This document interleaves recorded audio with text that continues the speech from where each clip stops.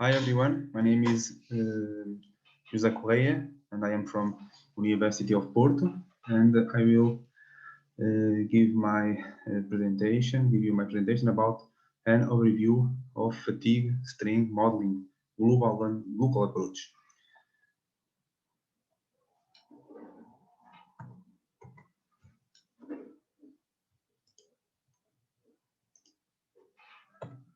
So here we can see where is located University of Porto, northwest region of Portugal. And here we can see a kind of overview about the departments and research centers for each area. I am allocated to the construct and also to the Laeta in Asia. I make part of 51 researchers, and Laeta now has more than 281 researchers. So here you can see an overview about the Faculty of Engineering of the University of Porto. Here you can see the institutes, interface institutes. Here we can see our research centers and also industrial partners and same spin-offs. Okay, that were created together with University of Porto and the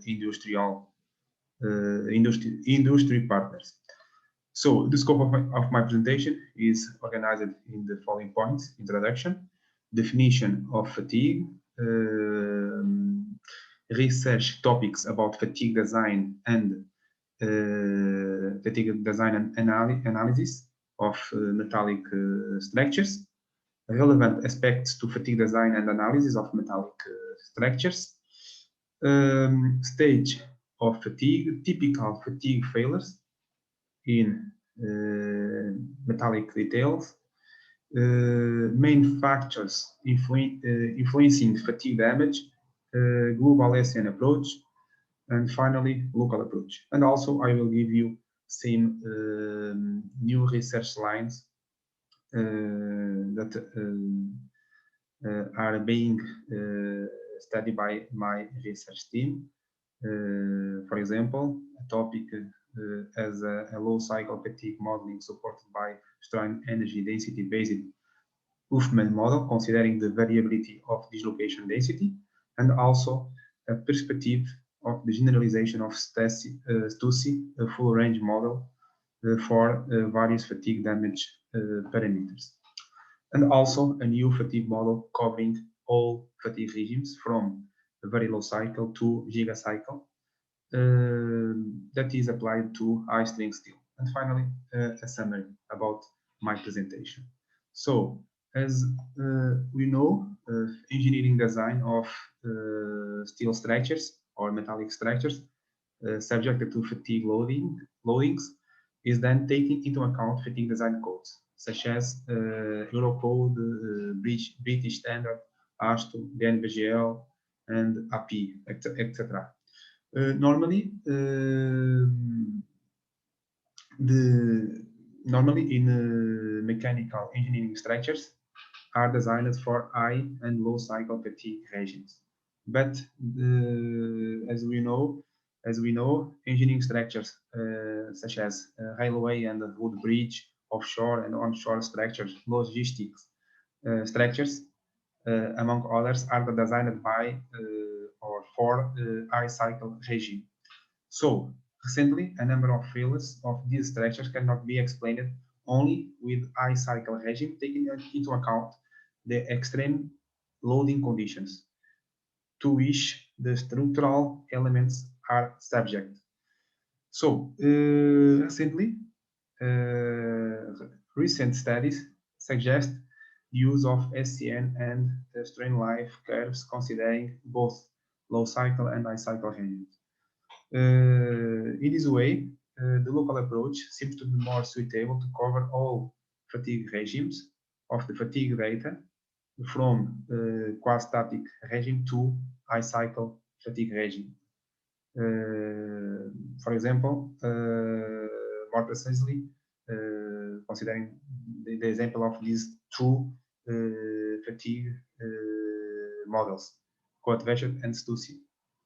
In this research, the generalized Coat-Wechsler model for several fatigue damage parameters is presented, and the proposal of the generalization of the Stussy fatigue model is discussed. A fatigue model covering the very low cycle fatigue to gigacycle fatigue regimes, including surface fractures and internal fractures, based on double logistic law concept applied to high-strength steels, is also suggested.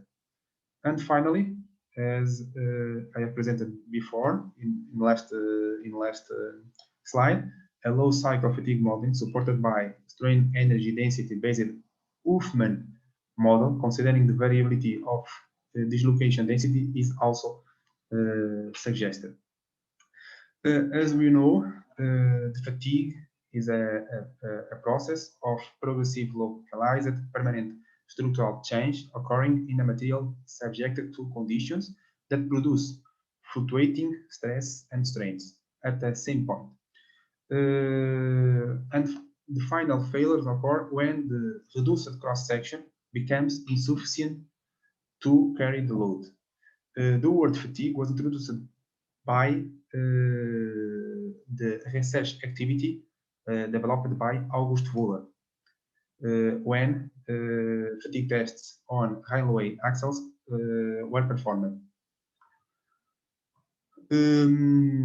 Same aspects that are important to take into account in the research and development on fatigue design and analysis of metallic structures need to be taken into account. For example, certainties, structural will age, aging of steel materials, identification of the critical details, conservatism in fatigue design rules, rapid development of solutions for structures of bridge, offshore pipelines, wind turbines, etc. And also uncertainties, fatigue, loading, structural response, resistance to failure, and fatigue behavior of old steels. A lot of topics or a lot of research aspects or topics are taken into account by international scientific communities, such as fatigue strength of riveted connections, fatigue crack propagation behavior of old steels, advanced approach based on local approach, fatigue resistance covering several fatigue domains, fatigue resistance considering multi-axial fatigue damage criteria, a relationship between SN curves and fractal mechanics, probabilistic approach, fatigue characterization of advanced material and connections, characterization of fatigue loads that is also important, fatigue corrosion of materials and structures, and finally, of course, all these topics can be developed to improve the design codes related to pressure vessels, steel structures, metallic bridge, wind turbine towers, offshore structures, etc. We know that we have a lot of structures where fatigue is irrelevant, such as, for example, bridge, suspension cables, storm surge barriers, wind turbine, and energy transmission towers. You can see that all these structures are also subjected to fatigue loads. And also offshore structures, pipeline systems, pressure vessel, etc. We have a lot of structures where the fatigue is a relevant aspect to be considered. So fatigue we are when we are talking in fatigue, we need to know the fatigue damage stage. Normally are defined 3 periods: crack initiation, propagation, and finally we have the final fracture failure. The fatigue crack initiation is characterized by a parameter that is related to stress concentration, and fatigue crack propagation is related to the stress intensity. And finally, we have the fracture toughness, that is a parameter related with this stage. The SCN fields for the structural details are result from the superposition of the crack initiation and crack propagation phase. The number of cycles to failure is assumed to follow the relation, where we can add the component from the fatigue crack initiation and the component from the fatigue crack propagation, and finally we will have the number of cycles to failure.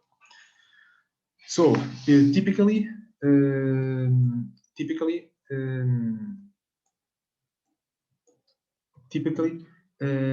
we have 2 different failure modes for the ductile metal and brittle metal.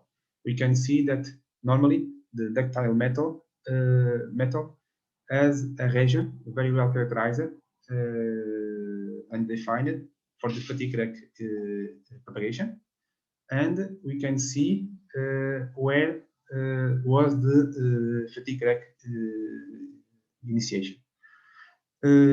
When we can see the brittle metal, we can observe that fatigue crack initiation that is very well defined, and it is a domain period, and finally is not so the fatigue equation is not so much, is not so relevant because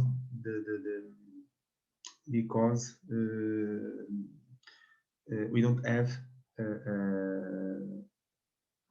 a region very well characterized, because when we will start fatigue initiation, we will have shortly the failure of the specimen. So here we can see the difference between the brittle metal and ductile metal. You can see the difference between the typical fatigue failures for the brittle metal and also for the ductile metal. So the main factors influencing fatigue damage are the following: the static stress strain level, ductility, residual stress, surface finish conditions, aggressive environment, and also we can see that we have different kind of parameters or variables that are important in fatigue: the maximum stress, minimum stress, stress ratio, mean stress, stress amplitude are variables important in fatigue. So normally the UVA-LSN approach are characterized by these 2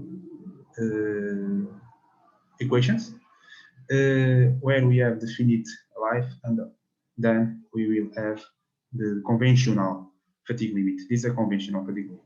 So normally these kind of curves can be found in Eurocode, British Standard, AASHTO, DNVGL, API, etc. We have a lot of codes that where we can see this kind of rules. So as we can see in this slide, we have a lot of the global lesson approach. The first proposal was proposed by Voller, and then Baskin, and a lot of equations was proposed until now. The more recent equation were considering the statistical assumptions, statistical and physical assumptions, was proposed by Castillo and Cantel.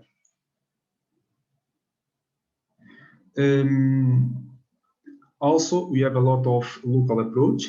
Normally, local approach used fatigue damage parameters to correlate the fatigue tests results. The local approach are generally divided into three categories: stress, strain, and energy. And these kind of categories can be used as a fatigue damage parameter. So normally the local approach are used to model fatigue crack initiation. Here you can see that we have a different kind of stress-based method. For example, the proposal that was developed by Paskin and Morrow. Here we can see the mean stress effect introduced in the Baskin law. And for example, another equation that was proposed by Coat-Weschert model. You can see here this equation can describe all full range, all regimes, all fatigue regimes from quasi-static until high cycle. So here we can see different kind of approach, different kind of models that was proposed, and of course these models can be incorporated in the strain-based methods. So here you can see the proposal that was presented by Coffin, Manson, and Morrow, where the elastic and plastic stress was combined to obtain the total strain amplitude. And we have also the Smith-Wasserman-Doppler that can be also considered as an implicit energetic parameter, energetic law, where we can introduce the effects, the mean stress effects, and also the moral relation includes this kind of mean stress effects. So here we can see an application for the material from the Eiffel Bridge, old steel bridge in the north of Portugal, where the parameters of the strain life curve was evaluated.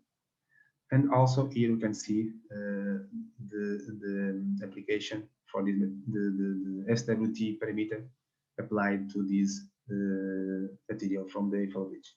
Here you can see the different kind of materials, the parameters, strain life parameters, and also cyclic elastoplastic parameters for each material.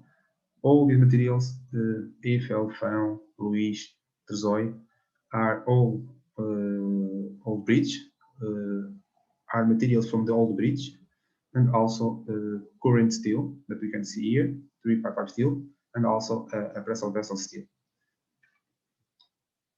where we can see the strain life parameters for these materials. All steel bridge and current steel, structural steel, 355 steel, and also a Breslau vessel steel. So Karnananda in 2012 developed a global full range curve for the strain damage parameter based on Coat-Weschert model. And here we can see the approach that was proposed by Karnananda.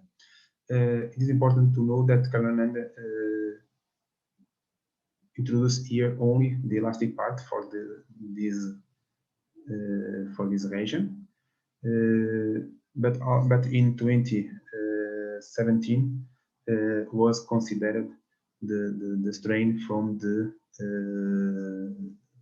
using the equation proposed by Hammer-Osgood. I think that is more suitable to describe the monotonic, the quasi-static regime to define the full range curve is more suitable. This model proposed by Karnananda was used to estimate fatigue life of a member of a bridge caused by regular traffic and seismic loads. So this curve is in interesting considering the design aspects, because can be used to cover all fatigue regimes, and is important to be applied in engineering structures, civil engineering structures. So here you can see a law that was developed considering the Smith-Wesson-Topper. I used the Karanananda proposal to be using this concept to develop a full range model using the Smith-Wesson-Topper parameter. And here you can see the variables of this law that were generated. Okay, and then we can observe the full range curve that can be fitted to the fatigue data. So we have also another parameter, another method to be used in local approach. Normally is defined as an energy approach, and Elin developed two relations for the mazing material and non-mazing material. So considering the equation that was proposed by Fernand Elin, we can also consider the elastic and plastic part, and then we can define the strain, the energy life curve. So the same idea can be done considering considering the proposal from Karanananda works, and using the Coat-Wechsler, we can also use this kind of parameter, an energetic parameter, and then we can estimate the variables of this full range curve to be used when we have an energetic parameter. Here we have the general proposal. This general proposal can be used to be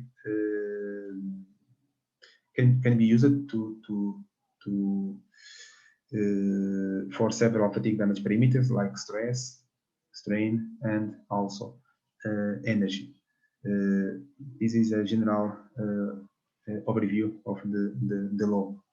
So we demonstrated that it's possible to generalize the Coat-Wechsler model for several fatigue damage parameters. And here you can see a general overview of the fatigue Coat-Wechsler model. It is a kind of generalization of the fatigue Coat-Wechsler model. So here you can see same results for different stress ratio. Here we are using the full range model, considering the stress damage parameter for this pressure vessel steel, and you can see that can be obtained good results. Good fitting can be fine. So here we have done the same, but now using the strain damage parameter, where we can see that the fitting obtained is very good. Here we can see the parameters that were obtained. Okay.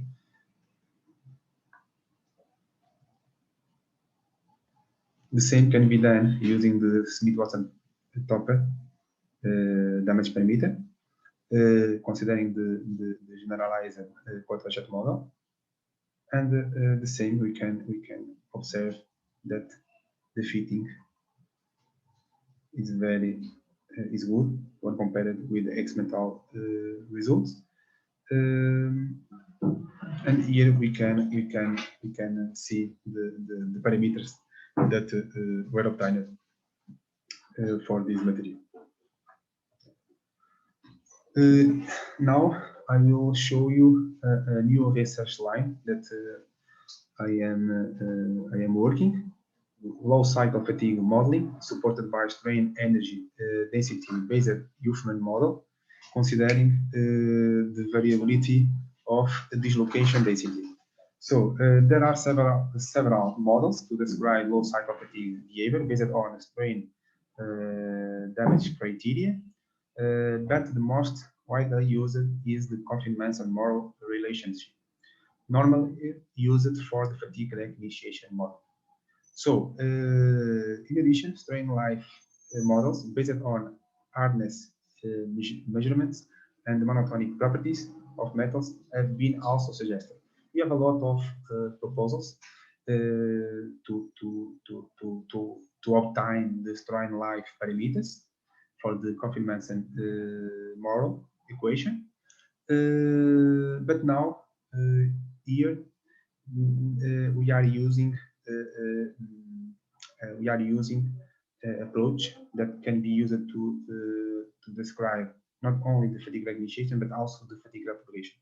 So we can use the local approach. We can use the Coffin-Manson-Morrow relation to not only to describe the fatigue initiation but also to describe the fatigue damage and fatigue crack propagation. And first work was developed by Glinka, that proposed a Uniglo model, and we have also Huffman model, Picker, among others, where the concept the successive crack reinitialization increments based on local approach is adopted. We can see here, for example, that we have a detail, we have a notch, and we will have a mesh, and then to propagate, we need to fail the block at crack tip. So it is important to have a damage model that can be used to fail this element, and considering several elements that we need to fail at crack tip, and introduce the concept of the successive crack reinitializations, we will be able to model not only the fatigue initiation but also the fatigue propagation. In this work, only the fatigue crack initiation is presented, and in this research, low cycle fatigue modeling based on Huffman approach using the strain energy density and considering the dislocations density is investigated and also discussed. For this, various methodologies to evaluating the low cycle fatigue strain based on Huffman approach and exploring different dislocation density parameters are suggested. First of all, the idea was to use the Huffman model, where the critical dislocation density is driven by the highest strain amplitude. The next methodology is, okay, we will use the mean value of the dislocation density of the available experimental fatigue data. And then we will do a Monte Carlo stochastic prediction, considering the variability of dislocation density and the cyclic strain hardening coefficient. So for that, we used 3 materials, 3 aluminum alloys. Here you can see the monotonic and also cyclic elastoplastic behavior, and also the strain life parameters from the Coffin-Manson-Morrow relation. And then we can observe the results using the experimental fatigue data and based on the Coffin-Manson-Morrow relations for these 3 aluminum alloys. The strain energy density based Huffman model proposed by Peter Huffman considers this kind of fatigue damage criterion, as you can see in this equation, where we have this component related to the elastic strain energy density and another component related to the complementary plastic strain energy density. So the idea is to use this criterion to favor the element close to the notch of the structural detail. This is the general overview of the Huffman model that allows to generate the strain life parameters, as we can see here, okay, from the Coffin-Manson-Morrow. We can see that can be obtained considering this fatigue damage criterion,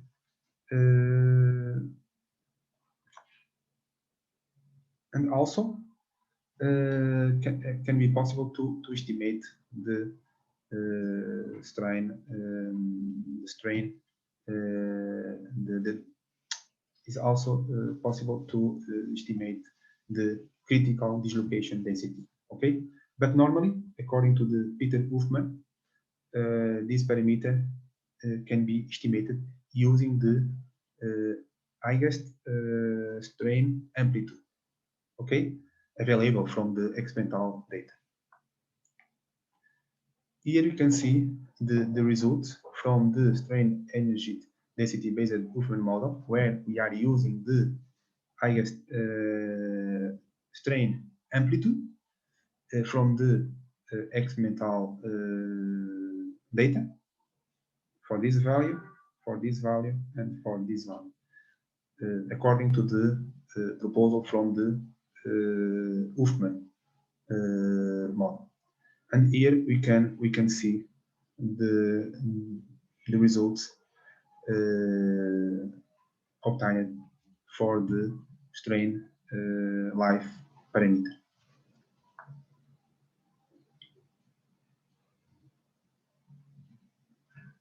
Another way that was adopted in this study, okay, for each experimental test, we will have a dislocation density. Okay, because several authors found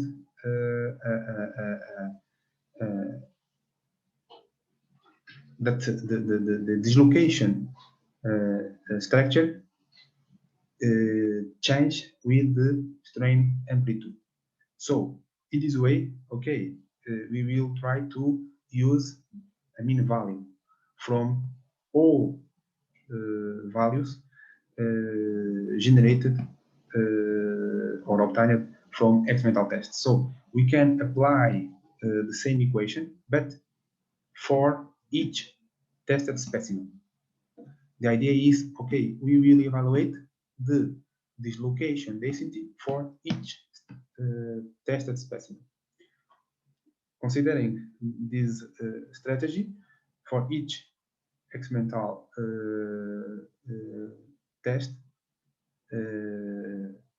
tested specimen was obtained dislocation density, as you can see here. Okay, and then we can determine the minimum. The same was done for 61 aluminum alloy, and also for the this kind of aluminum alloy. So for each material under consideration was obtained the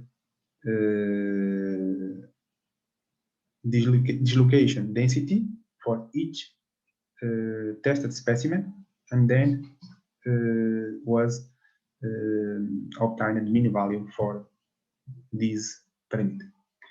And we can see here the fitting comparison between the experimental results with the curve that was generated considering the Huffman model, but using the mean value of dislocation density. And finally, the last strategy for this work.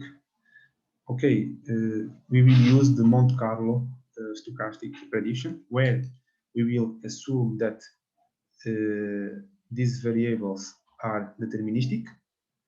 We will evaluate the variability of the dislocations density based on experimental fatigue data, and also we will introduce the variability of K-line. So after that, it's possible to generate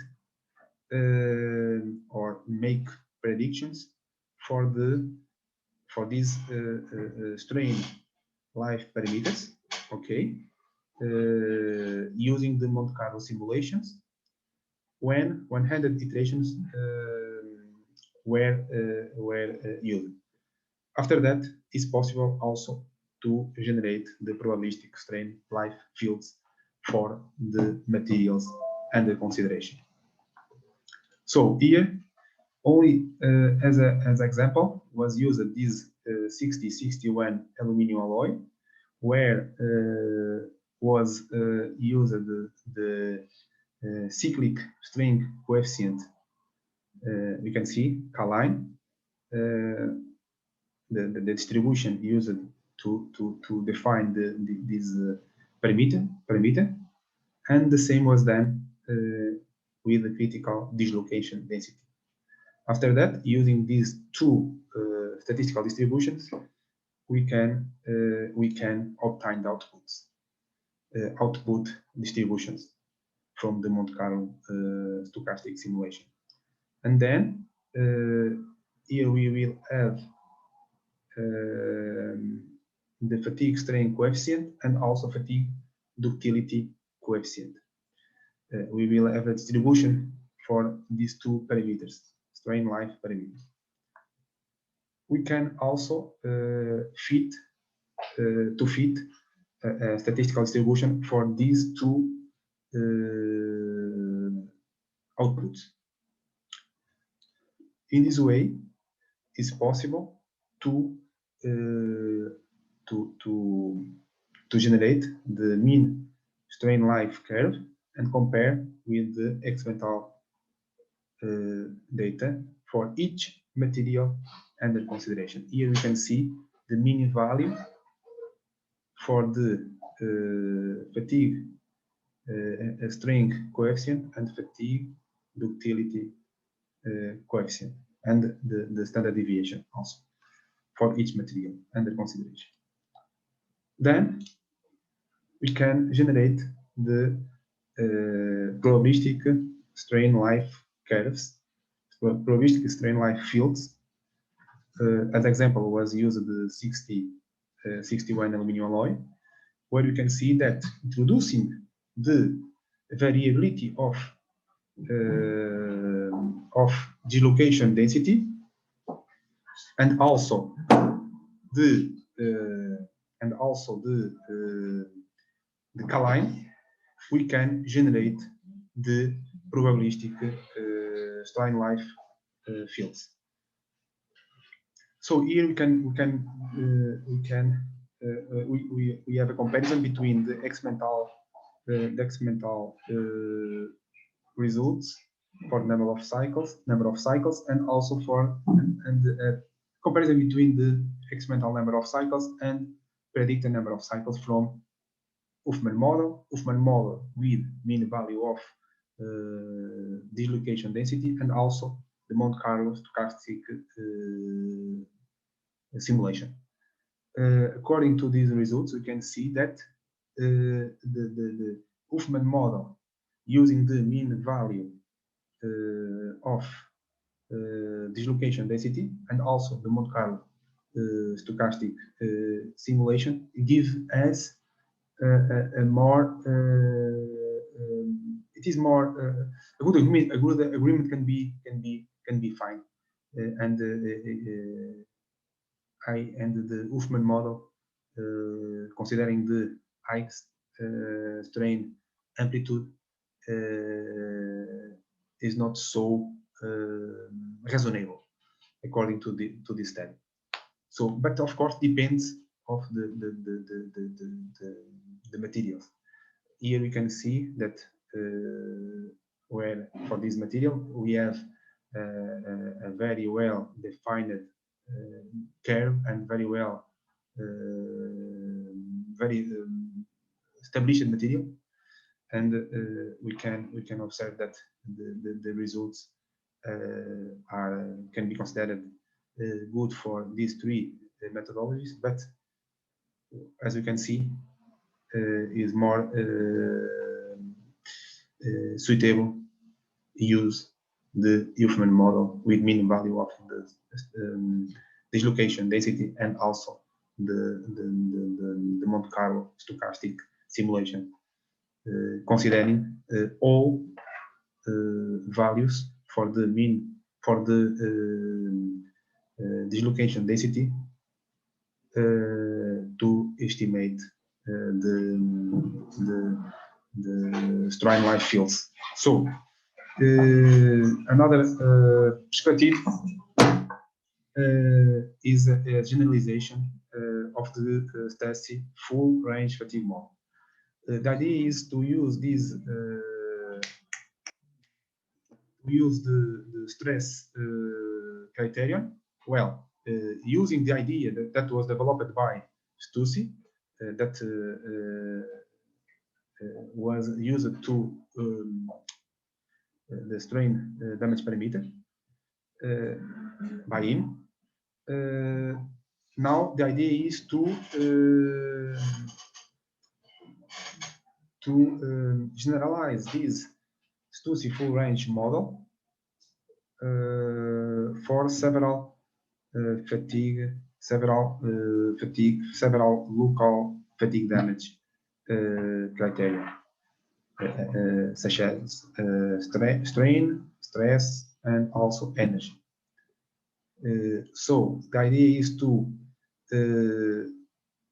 generalize this law, and to do that, we will follow the idea that was developed by Gouveia when the generalization of the coefficient model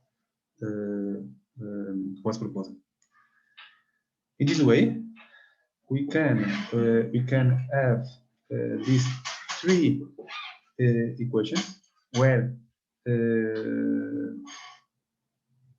the strain criterion and also the energy was introduced. This study is now and is ongoing, and we will generate results soon, because this kind of laws, full range models, full range laws, are relevant of point of view of the civil engineering structures, and also for the engineering structures in general are more suitable for designers and engineers. So another idea that is ongoing also.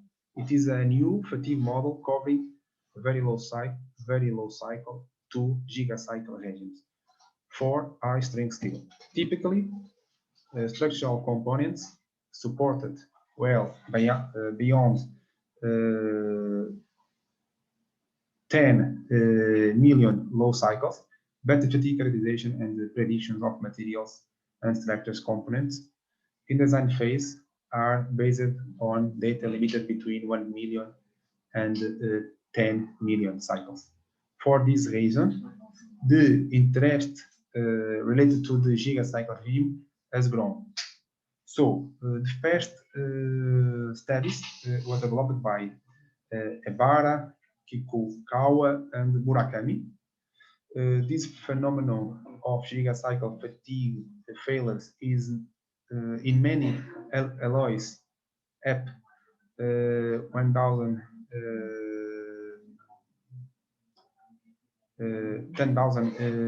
million cycles has been widely established by Batius and his collaborators. And also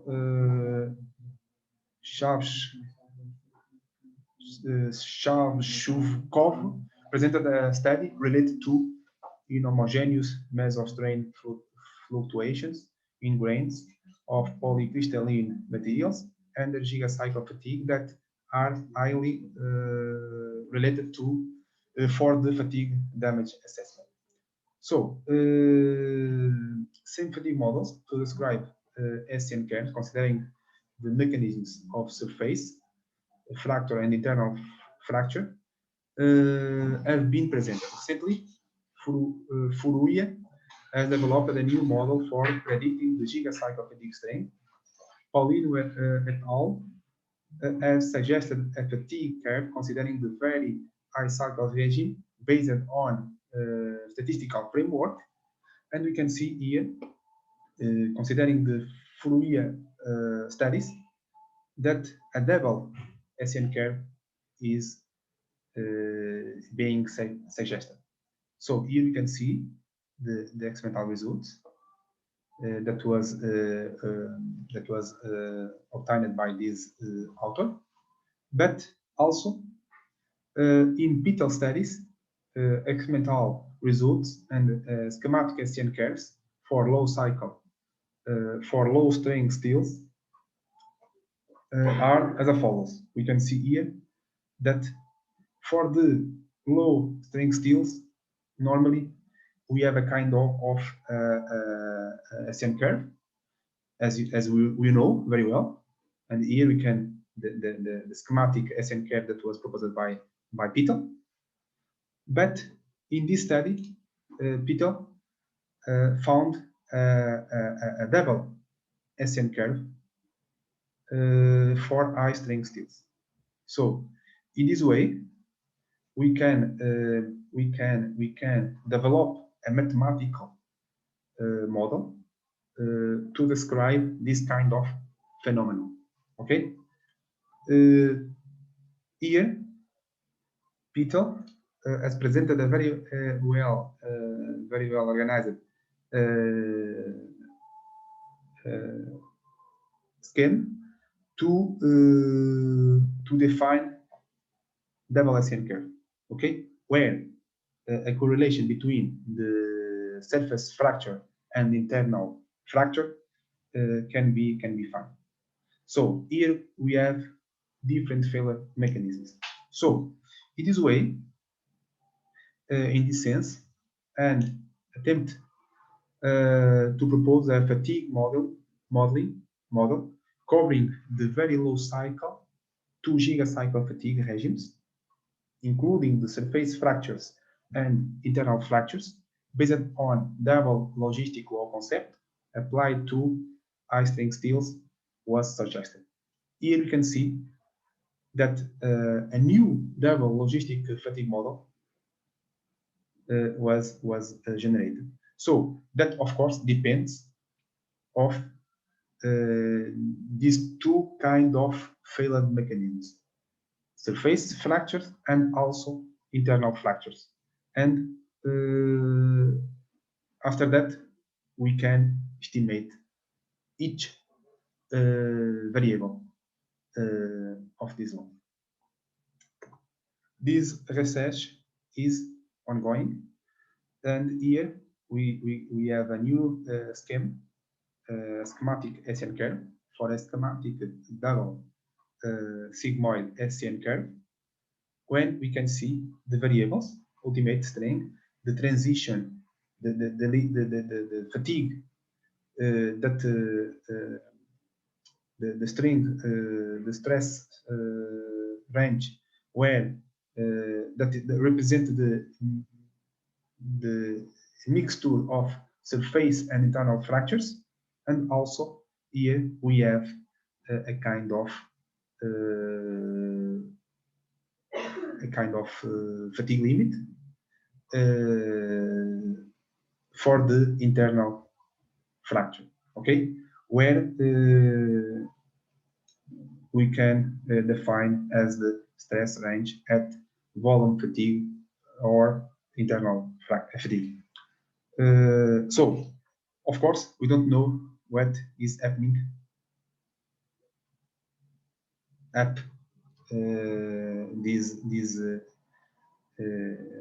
this region. So, but now we can see that we have a double sigmoid SN curve that can be used if we would like to come available to the engineers and designers to be used.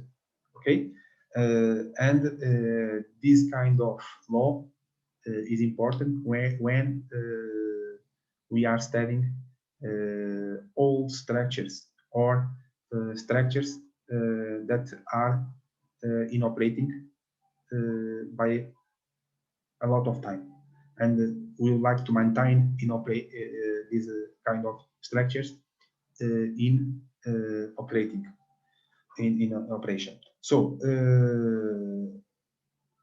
in this way can be given to the designers a law to see what is happening in these regions. What is the fatigue damage considering this kind of double sigmoid curve?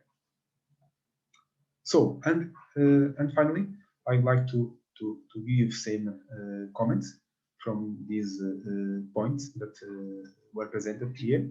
A fatigue approach based on SN curves and Palmgren mean rule formulated in nominal or net stress is more usual in fatigue analysis of engineering structures. The generalized Coat-Wechsler model for several fatigue damage variables could be considered a significant enhancement towards the fatigue assessment of structural details covering all fatigue regimes, okay, of the fatigue data. However, a probabilistic modeling counterpart for the fatigue design needs to be developed, okay? A proposal of generalization of the Stussy fatigue model for several fatigue damage parameters and the generalized Coat-Wechsler models seems to be suitable for engineering structures, considering that a number of failures of these structures cannot be explained only with the high cycle regime. Take into account the extreme loading conditions to which the structural elements are subject. The low cycle fatigue modeling, based on Huffman approach using the strain energy density and considering the variability of dislocations, was investigated and discussed. For this, various methodologies were suggested.